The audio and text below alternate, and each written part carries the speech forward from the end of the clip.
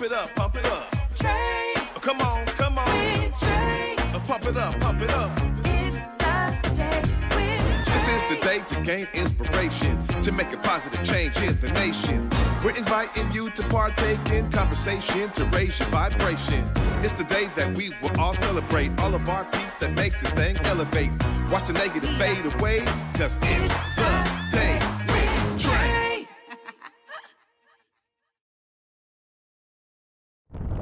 Grand Rising, everyone. Welcome to the Day with Trae. I'm your host, Trae Holiday. I want to welcome you to a thorough Thursday. I got two people I love in the building, y'all, and I'm so excited.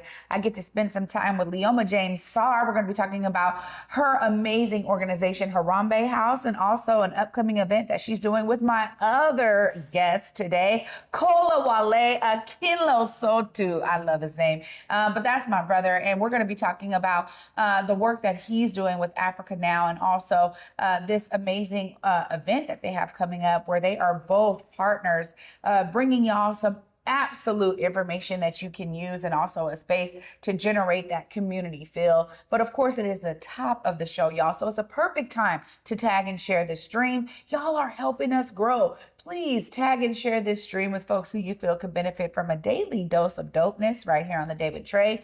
If you can't watch our TV show, we have you covered because we also have this available as a podcast. So go ahead and listen to us anywhere you find your favorite podcast. Just search Converge Media Network and the Day with Trae. You'll find me on literally whichever platform is your favorite. All right.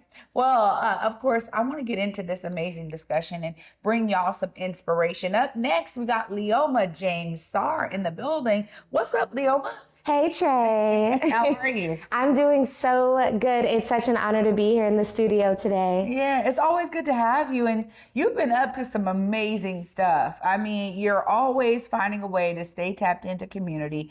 Thank you for your love of community and for doing that. But this is amazing. This new venture, I will almost say, with Harambe House, you went away, you spent some time in the Peace Corps, you got to be on site with some of the amazing ways that you are looking to now impact people, not only allowing people here to be connected to the continent, but also really doing some amazing work there. Tell us a little bit about your time in the Peace Corps and what got you to open up and start Harambe House. Thank you so much, Trae. So essentially what happened was I joined the Peace Corps in 2017 after doing a study abroad program in 2015 at the United States International University in Nairobi, Kenya. When I went into the Peace Corps in 2017, I served as a secondary education teacher in Namibia and Southern Africa for 2.5 years. And the experience, I mean, it just changed my life. Like, Namibia is an incredible country. The communities are incredible. The people are incredible. The food, can't forget the food, is incredible. And I gained so much from that experience. I think I gained a lot more than I could ever give. And so during that time, we started a project. My school is a Tali Combined School over in Ohangwena region, and we began the construction of the Tali Combined School Educational Development Center. And so that project, we were raising $10,000, and at the time, we secured a $10,000 grant to create the first phase of the project, and now we're moving into the second phase, and so we're doing crowdfunding for the last $10,000 so we can finish the building. I mean, it's gonna have a stage, bathroom, community kitchen, room for classrooms, room for community development to occur, teacher development. It's gonna be a really amazing space. So right now we're fundraising, and so that's like the #1 priority right now for Harambe House Global is to finish that project. And then last year, I had the great privilege of being able to spend a year in Tanzania learning Swahili as a Born Fellow. And during that time, I was working with the Limu Community Light in Arusha, Tanzania. And we are also going to be building a center in Tanzania to support the students. They're pre-primary, so young, so cute. They're the best. And so I was able to teach there during my Swahili studies.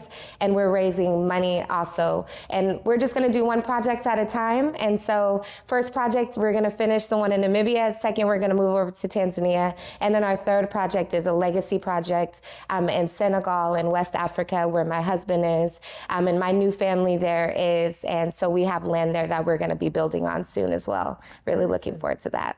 quite phenomenal, honestly, for your age to be doing all this amazing work. But I also see Harambe House as an opportunity for folks here to tap in, you know, because I think there's a lot of not only interest, but there's a lot of drive right now to kind of connect with our roots. You know, a lot of folks who are, you know, Black in America, who don't necessarily have that connection, are trying to figure it out, right? We got dual visas happening, dual citizenship, right? Where people are like, okay, I'm gonna, you know, find a way to make my way there. And these opportunities are the projects you're building. You're here giving folks the opportunity to donate their dollars to it. Tell us about why that kind of connection was important for you to be making for Harambe House. I think a huge part of the fundraising aspect of Harambe House, you know, when you look at, I mean, huge organizations like Peace Corps who've been around, I mean, you don't see a lot of Black people, a lot of Black volunteers.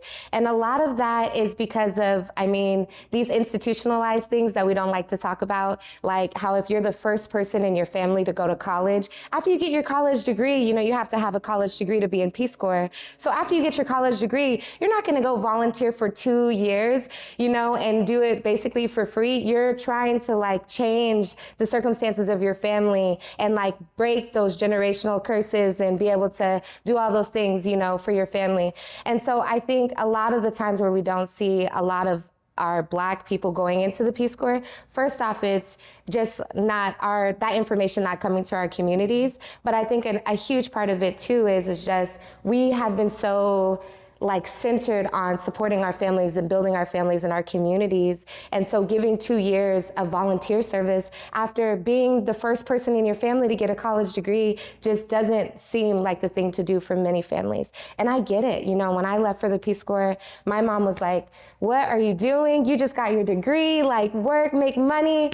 And so I told her, I promised her, I'll come back, I'll get my master's. And that's what I did. I came back, I got my master's in education at UW, and now I'm able to support my family in bigger ways than I would have had I not gone to the Peace Corps and been opened up to a whole new network of people and possibilities. Yeah, well, you know, a part of this story too is, I mean, you talked about how folks there couldn't believe that you were part of the Peace Corps, or that they're like, what are you doing here in like my village? Like, tell us about the recipients over there, like how they were receiving you, being there to support them. Yeah, I think for a long time when I first joined the Peace Corps, a lot of people were really like, I mean, I just remember the first day at my school and my principal said, you know, he greeted everyone in Oshikwanyama and he said, this is the volunteer. And all the students, they looked at me and they were waiting for me to talk. And then I started speaking and everyone started laughing because they were like, there's no way she's an American. But, you know, in this community, they had only seen white volunteers for so long. So when they met me, you know, there's a lot of rumors that I really grew up in the town. My dad was Namibian. My mom was, you know, from Namibia. My dad just grew up in the States. So there's a lot of rumors, a lot of people, they just couldn't believe it. And I think the beauty of 2020 with the Black Lives Matter movement was that there was this huge emphasis on the Black people in the United States and the struggles that we were experiencing. And with media outlets like Converge Media and other outlets using social media, I mean, our voices were able to be heard. So many people all around the world who maybe didn't even know how many Black Americans are in the country or our history here or what we did to build up this country, they learned about it then. And so my community after, they were saying, hey, look, I know what you're talking about now, you know? I know that you're there. I know you're visible. I know the impact that you have. Like, they just understood it, I think, more after summer 2020. So despite the terrible things that happened and what we all experienced through that, I think the beautiful part is that our voices, our lives, our stories got amplified on this huge, huge level. And I guess that's the silver lining, right? Yeah, it definitely is. Well, you know, before we get into this event that you're doing with Africa Now, I want to talk a bit about the significance of the name Harambe House. Tell us a bit about the significance there and why you chose to go with Harambe House. So For starters, I know a lot of people, when they hear Harambe, they think about the gorilla and that story on social media a few years ago. And so I have a lot of people who say, did you name your organization after the gorilla Harambe? And I'm like, no. But I mean, the significance of Harambe is it's a Swahili word, and it means let's pull together, let's work together. But it can also be translated to fundraising, right?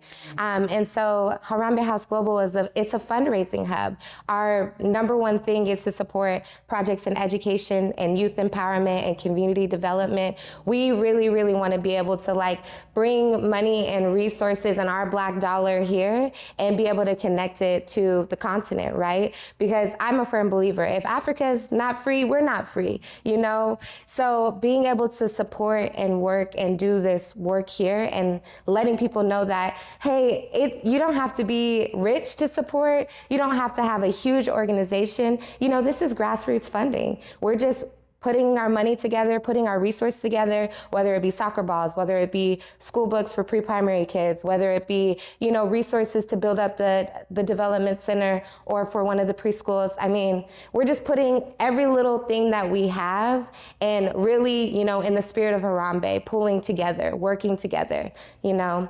So Harambe, it's all about community. It's all about people helping people.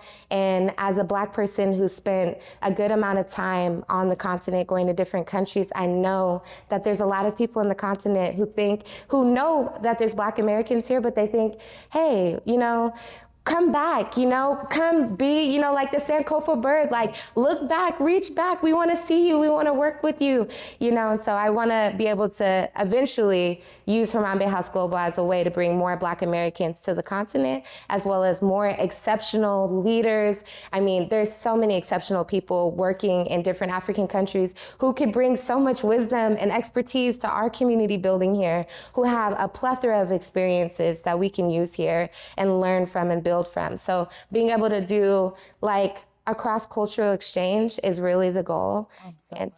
I'm so proud. I mean, I'm like listening to you and I'm just like, this is exactly what I'm talking about. You saw a need, you began to fill a void, but you're also giving people an opportunity to make sure that their dollars matter in these communities.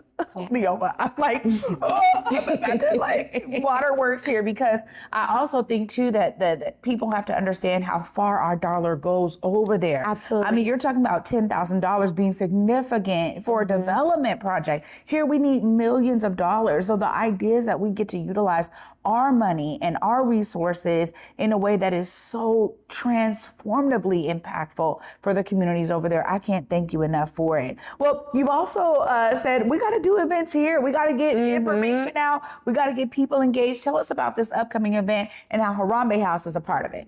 So the event coming up is on Sunday, April 14th over at Langston Hughes Performing Art Institute. It's called Pan-African Perspectives, Building Bridges Beyond Borders. I'm very excited. We're co-sponsoring with Africa Now. Africa Now has a long history of doing these Black Dialogue series. And so Harambe House Global wants to just work together with Africa Now to be able to produce something very similar, but rooted in this kind of intergenerational dialogue, right? Hearing from the elders and also kind of using some of the experiences that I learned about when I was, you know, being able to travel. I've been to 14 African countries now, and I've learned a lot and I've viewed a lot. And because of that, I'm publishing a book called No Blame, No Shame, No Guilt, which will be being published on June 28th, 2024. I'm very excited. This has been a project that's been in the work for a long time, but this event is going to be kind of rooted in some of the ideas. My book is centered in the long-term implications of colonization and discussing how these effects. I mean, a lot of people think, oh, colonization was a long time. You know, just like here when they're like, the civil rights movement was a long time, right? But there's still implications every single day that people on the continent are dramatically impacted by. And I don't think it's discussed enough. And so, I mean, my experience started in Kenya in 2015, but I think a lot of the learning happened when I was in Namibia, a country that's only been founded in 1990. So we're talking about a country that's, you know, 33, 34 years old, right?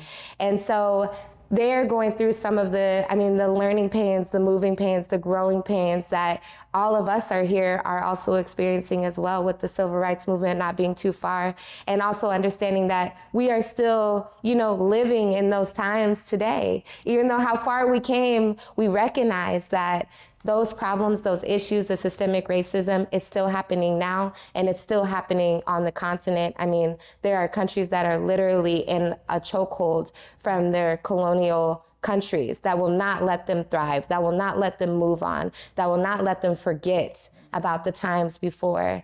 And so that's what it's about. It's just about highlighting those experiences and those stories, but providing an opportunity here in Seattle for people within the African diaspora to come together and have conversations about how can we build together? How can we work together? How can we make sure that our dollar is working outside of this country and in this country? How can we build, strong business bases? And so this really exciting event. I'm very, very, very excited. I love Africa Now and everything that they're doing with the Black Dialogue series. So it just seemed like the perfect match. And also as well, we've been talking about, there's a refugee camp here in Tukwila, Washington. And we are also trying to fundraise to support that center here. Because yes, Harambe House is about sending money to different projects around, Namibia, Tanzania, and Senegal are our primary countries right now, but there's also a huge need for support right here in our own backyard.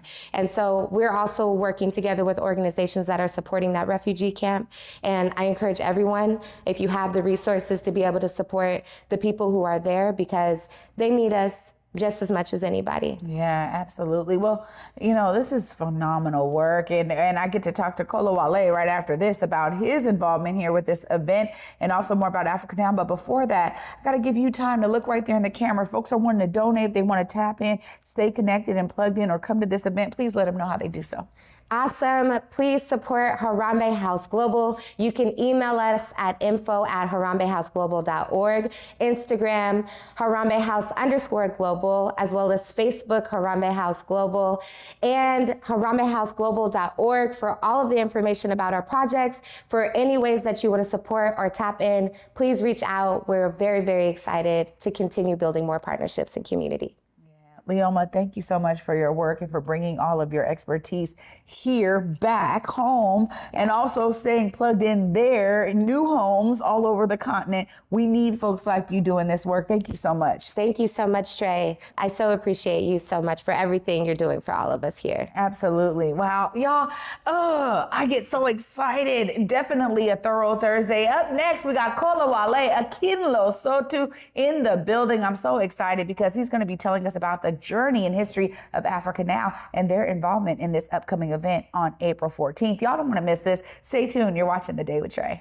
Africa Town Plaza is our latest affordable housing development project. It's 126 units of affordable housing over community commercial space. It's the first time in my career, and I've been doing this for 10 years, that I was able to design for people who look like me. Africa Town Plaza is a beacon of hope. Africa Town Plaza is a love letter to the community.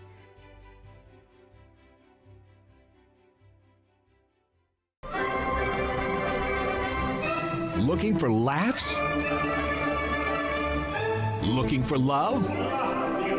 Fast Talking Figaro has got you covered. Toe-tapping melodies, lively staging, and colorful costumes.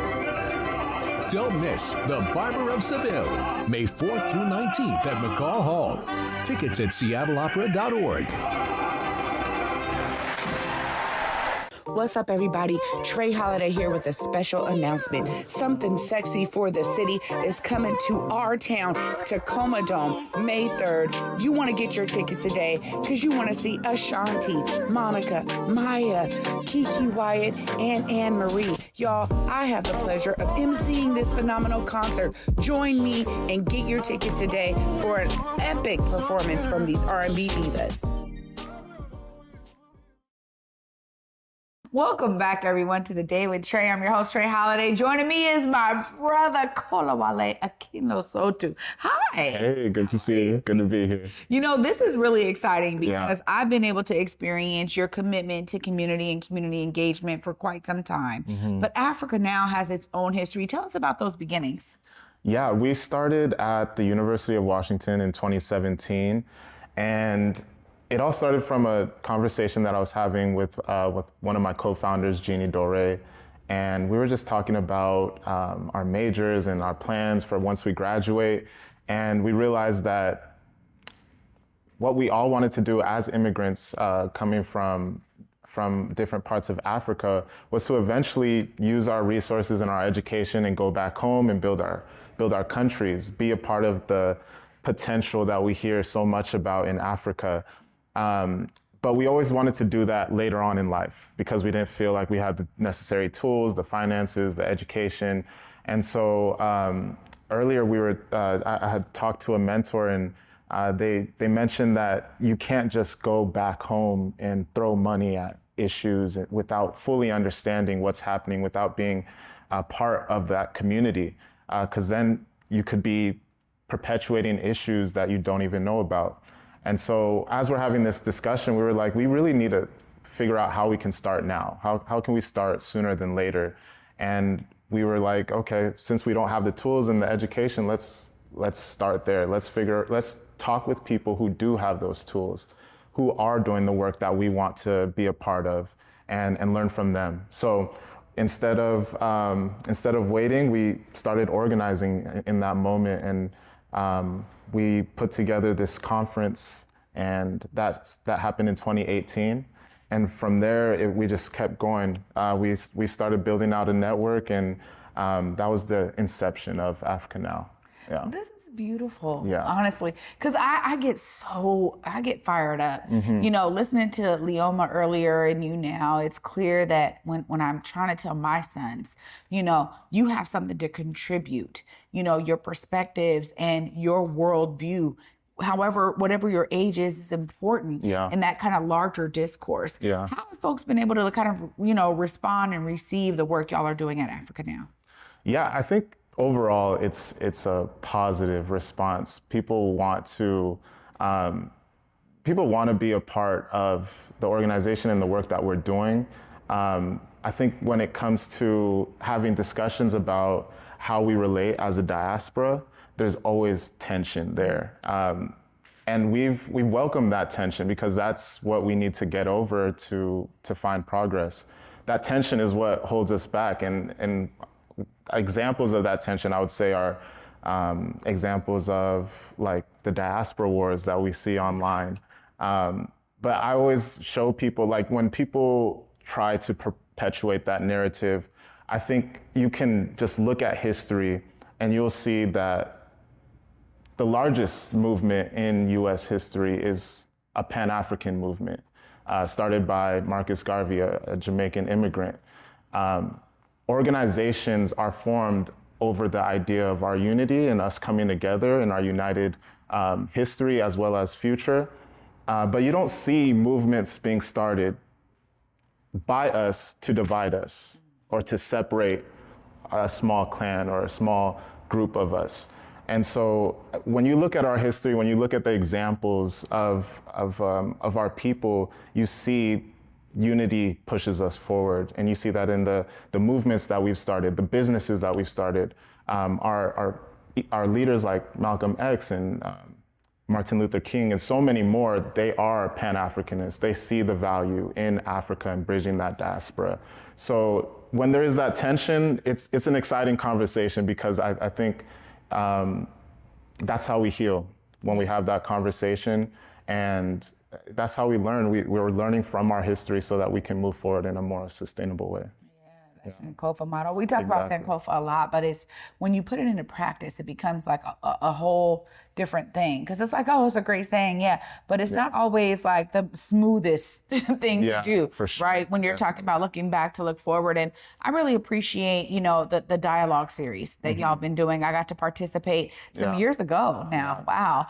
And the conversations around collectivism and understanding that there are shared values that we all want to bring to the table. Y'all have been continuing this, and I would love to hear how it's been growing, how you've been able to keep the conversations going and keeping people engaged. Yeah. So we actually started in 2020 in the midst of COVID and the Black liberation movement. We found that the work that we were doing here in the US was inspiring some of our partners in Brazil, and it was inspiring some of our partners in Ghana as well. And we were also seeing the movements that were happening all across the African continent, literally all across the African continent. There were huge movements. Some of them had to deal with police brutality, others had to deal with the way women were being treated and a list of other issues. But it was a same energy of people feeling just done with the status quo. And so we wanted to connect our stories and figure out like what this energy was about and how can we build on it, not just here in the US, but across the diaspora. And we also realized that there were a lot of immigrants here in the US that didn't fully understand what was going on or wanted to be a part of what was going on, but didn't know where to start. And you know, us, we were in deep, so we had a lot of resources and ways people could plug in. And so we were like, okay, let's just have a space where people can show solidarity and we'll lead them to action from there. And the space was online through Zoom. We had over 100 people coming out to, show support and learn and have these discussions. And we just continued from there, just having these discussions. And this year, towards the end of last year, we were able to do our first in-person dialogue. And we just had one recently for the conflict happening in Sudan. We had that on Tuesday. So it's really evolved into something that, where we're having consistent conversations about what brings us together and the systems that perpetuate anti-Blackness. Because anti-Blackness is kind of this common issue that we see across the board, whether you're in the US or in Africa. And when African countries want to play on the world scale, there's anti-Blackness in the world systems that hold these countries back and exploit these countries. Mm-hmm. So we're able to talk about those systems and figure out how we in the US can use our platform, our privileges to fight against these systems and also on a world scale, but also here locally. So that whole program, I want to say, also was started with Florette Bengo, and she's also a co-founder of the program. So yeah. Well, this is really it's beyond inspiring, because I think we have to actually have intentional spaces that are curated for this kind of dialogue. Yeah. And I remember when I joined, we were talking about, okay, how do we have a sense of solidarity between, Black Americans and, those coming from the continent, and how do we understand what the diaspora even means for all of us? Mm-hmm. So the ideas of like breaking down the barriers that, as you were saying, there's certain things that hold us back and that, unfortunately, they will impede upon the progress if we allow them. Yeah. So we have to be really direct in talking about what those things are in order to address them properly, right? Yes. So I just love that y'all are doing that. Yeah. And it really is inspiring for me, because I think about,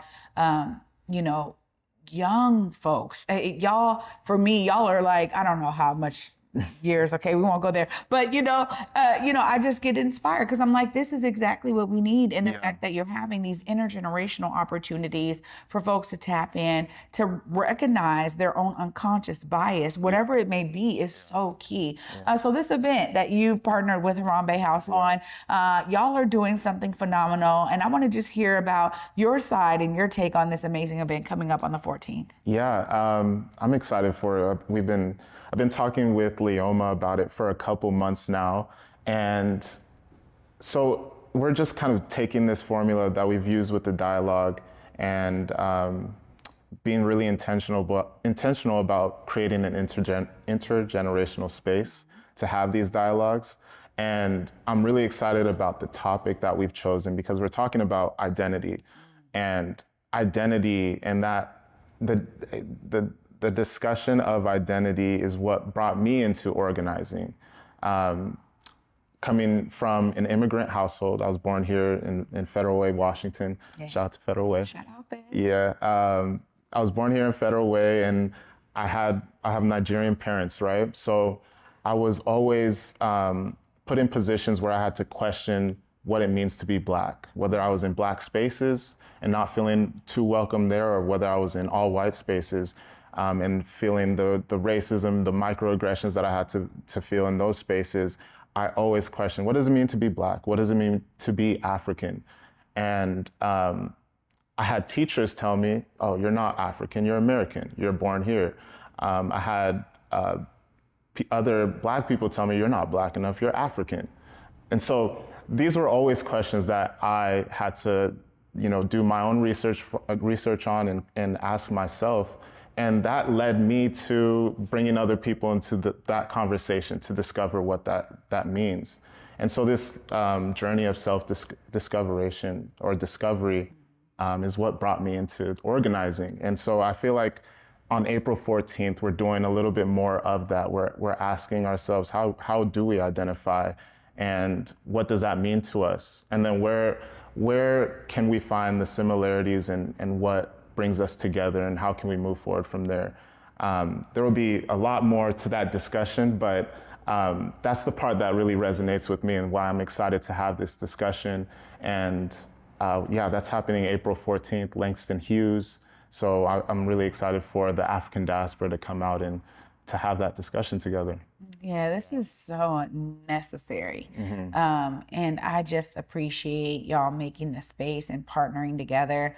It does sound like natural synergy for sure with Harambe House and the work they're doing, and Africa Now and the work y'all are doing.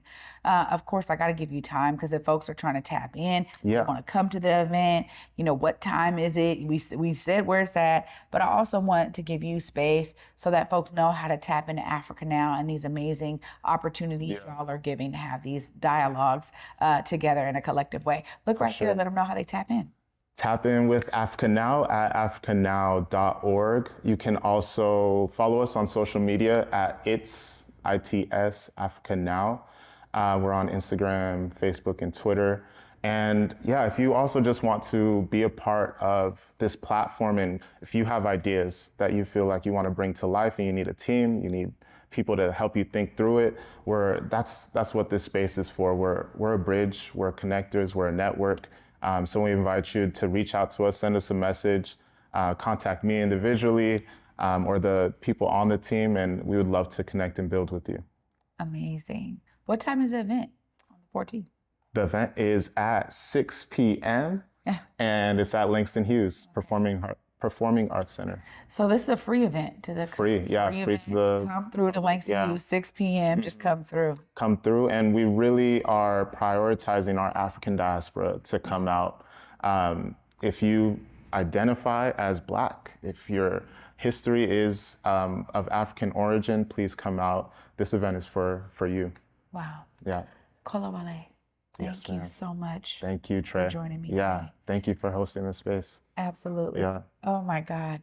Y'all, I'm just filled with inspiration. I'm going to wrap all this up right after this short break. Stay tuned. You're watching The Day with Trae. Africatown Plaza is our latest affordable housing development project. It's 126 units of affordable housing over community commercial space. It's the first time in my career, and I've been doing this for 10 years, that I was able to design for people who look like me. Africatown Plaza is a beacon of hope. Africatown Plaza is a love letter to the community.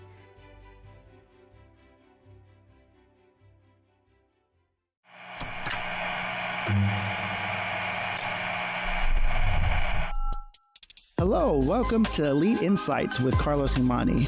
We're looking to offer an in-depth look at event production industry through the lens of client experiences and joint successes.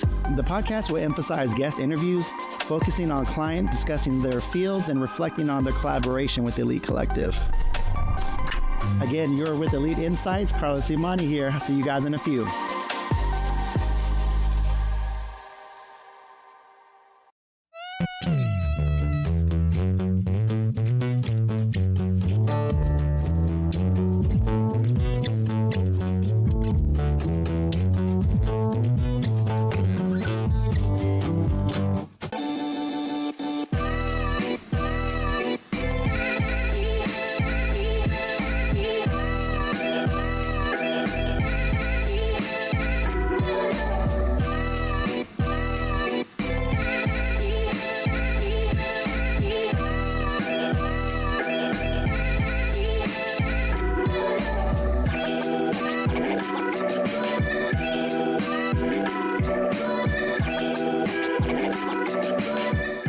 Welcome back to The Day with Trae, y'all. I'm your host, Trae Holiday. I want to give a deeply heartfelt thank you to my guests today, Leoma James-Sarr and Kolawole Akinlosotu.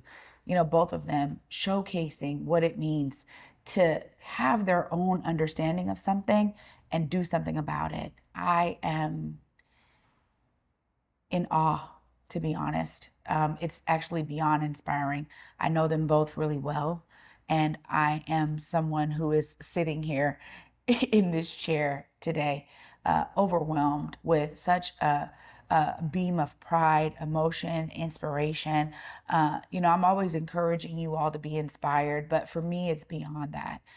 Today, this is something that's special for me because I always think, how are we setting others up for success? How can I pour into folks like Leoma and Kolawole so that they feel not only empowered to do this work, but that they have what they need to do it well and to thrive in it.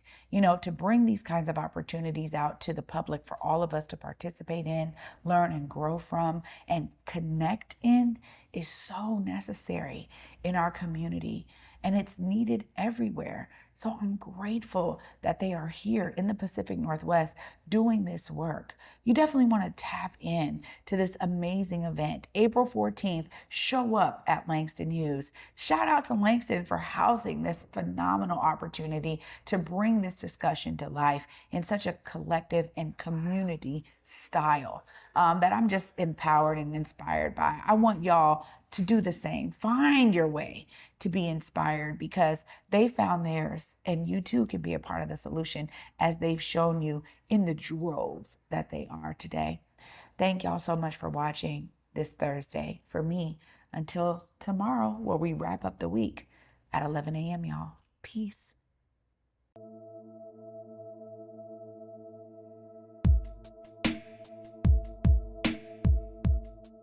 Converge Media produces culturally relevant content for Black and urban audiences. Our coverage is raw, transparent, and objective, praised by community leaders, government officials, and residents. Support Converge Media today via Venmo, Cash App, or PayPal at Converge Media.